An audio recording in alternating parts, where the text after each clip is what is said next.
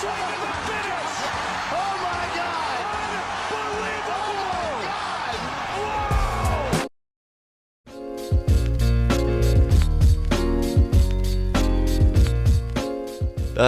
Ciryl looked good.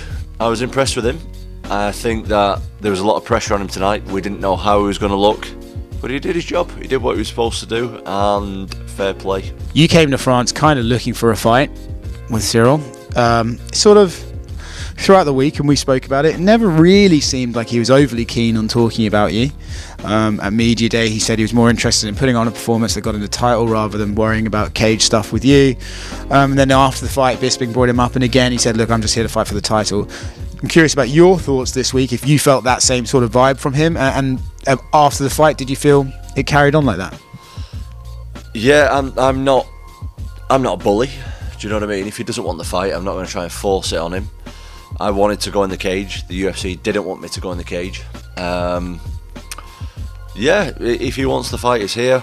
If he doesn't want the fight, we'll see. I know that I'm a bad matchup for him. I think that stylistically it's a good matchup for me, but if he doesn't want it, then I understand. If he doesn't want it, well, let's take John Jones and Stipe out of the equation for now. Who would you rather fight then, if you could fight anyone? Well, it only leaves one guy left, doesn't it? The big Russian fella who nobody wants, and I'm happy to step up and take that. Like, I'm more than happy to fight Sergey Pavlovich. I was supposed to fight him 2 times before. The fights didn't happen for whatever reason, and yeah, let's do it. Let's do it, man. Like, I'm happy to fight anyone that gets me close to the title now.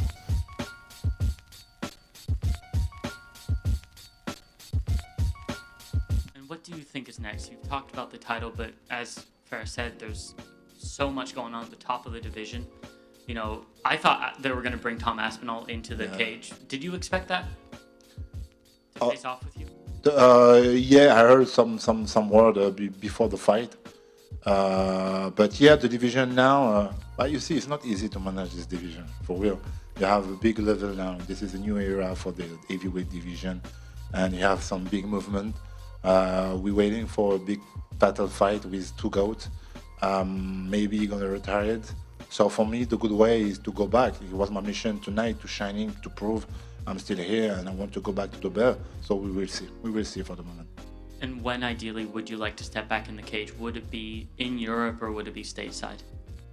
Si je veux... Quand est-ce que tu veux retourner? Est-ce que ce serait en Europe ou tu échoues à aller Non, I'm sure. N'importe où. No, no matter where, no matter who. I just want to go back to the belt. No pressure about that. Well, congratulations. Thank you, sir.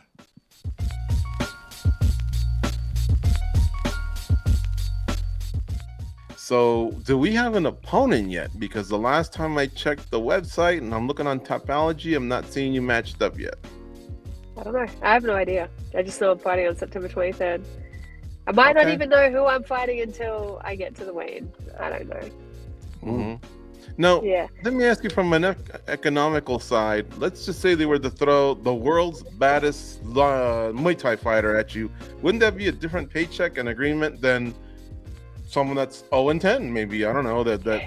Yeah, well, that's why they haven't solidified an opponent yet, because everyone that's volunteered has been like world champion Muay Thai fighters.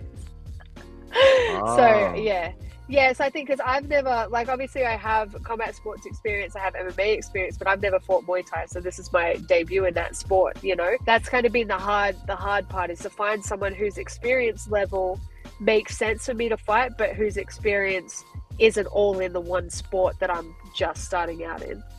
Yeah. Okay. Yeah.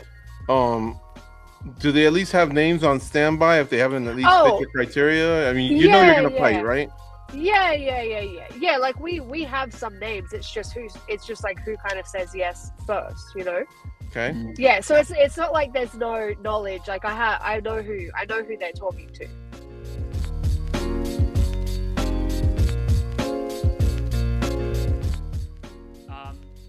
So at the beginning of the fight, Clayton started really fast. Did that speed at all catch you off guard? I wouldn't say it was his speed. I think it was a little bit of his he came out it's crazy because I knew he would come out fiery. That was the whole game plan, is like slow him down. But still, I came out a little bit too relaxed. I was enjoying the crowd. I was enjoying the whole occasion so much. I think I came out a little bit too chilled out. But I didn't think he was crazy fast. I pretty much saw most of the things. It was just I came out maybe enjoying myself a little bit too much. So first of all, congrats on your win. Thank you. Spectacular finish.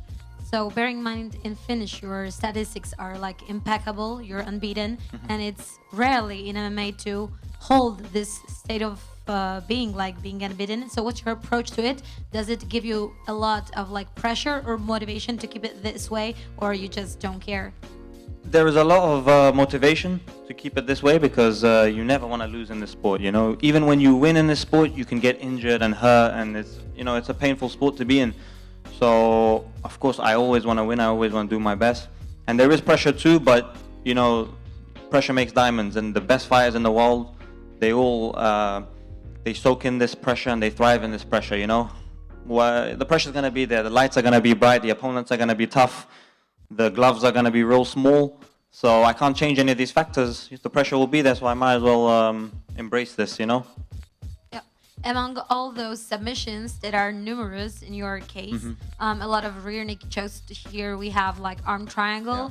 Yeah. Are you like going specifically for like grapple and doing the chokes and stuff, or just it's like in the process somehow going on? I never target anything specific, because when you fight, you have to be fluid. Whatever they give you, you have to take. I do my jiu-jitsu, my grappling with Jake Shields. You can see my development in the last 2 years since I've worked with him. You guys are really going to see more and more of my full skill set.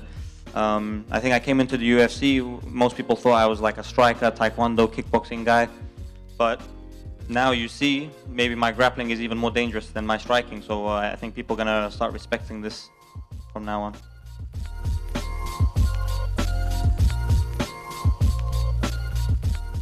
This particular moment when you tagged like numerous times, multiple times, and he's been like, flowing somewhere there, and you've been trying to switch the techniques in between. So some of the people may have taken it as a mess or something, but what was going through your mind when you knew you barely have him, but not actually yet?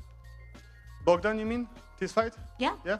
It's part of the process. The fights never happen. Everybody has 2 hands, 2 legs. Everybody's tough. This is the UFC. There is level to this fight.